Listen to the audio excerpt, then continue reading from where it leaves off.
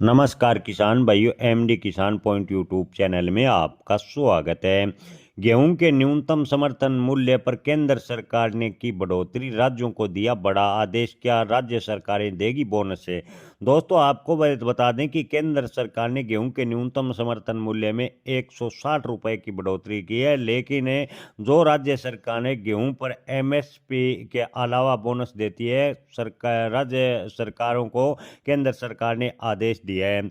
दोस्तों, आपको बता दें कि केंद्र सरकार ने पत्र जारी किया है और कहा है कि जो राज्य सरकारें गेहूं पर बोनस देती है उससे वो दूरी बनाए। इससे न्यूनतम समर्थन मूल्य पर राज्य सरकारों द्वारा जो बोनस दिया जाता है उसको लेकर केंद्र सरकार ने केरल व कई राज्यों को पत्र जारी किया है। दोस्तों, केंद्र ने राज्य सरकारों को निर्देश दिया है कि केंद्र के अलावा अगर राज्य सरकार गेहूं व धान की खरीदी पर बोनस देते हैं तो इसके किसानों को केवल गेहूं और धान उगाने की ओर आकर्षित होते हैं। यानी गेहूं पर जो राज्य सरकारें बोनस दे रही थी उनको लेकर केंद्र सरकार ने बड़ा निर्णय लिया है कि गेहूं पर बोनस कोई भी राज्य सरकार नहीं देगी।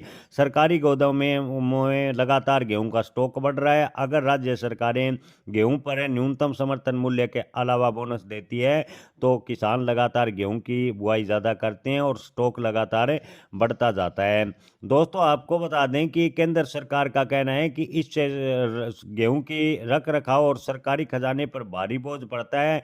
पत्र में खेती को पारंपरिक तरीके से होने वाले पर्यावरण नुकसान पर गहरी चिंता भी मानी गई है।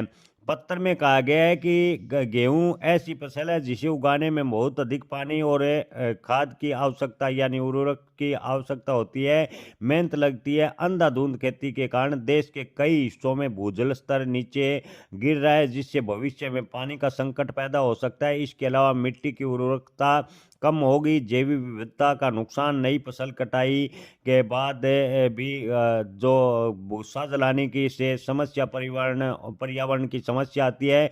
इसको गंभीर चुनौती केंद्र सरकार ने माना है और सभी राज्य सरकारों को आदेश दिया है।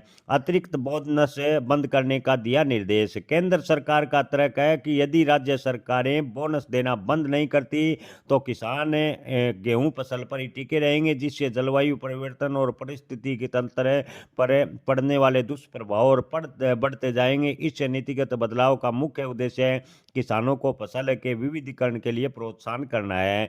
यानी जो राज्य सरकारें गेहूं पर बोनस की घोषणा करती थी उसको लेकर केंद्र सरकार ने आदेश जारी कर दिया है कि कोई भी राज्य सरकार गेहूं पर अतिरिक्त बोनस नहीं देगी, जिससे गेहूं के किसानों को बड़ा झटका लगा है। किसान भाइयों, आप इस पर क्या राय रखते हैं? अपनी राय कमेंट में जरूर बताएं। जय किसान।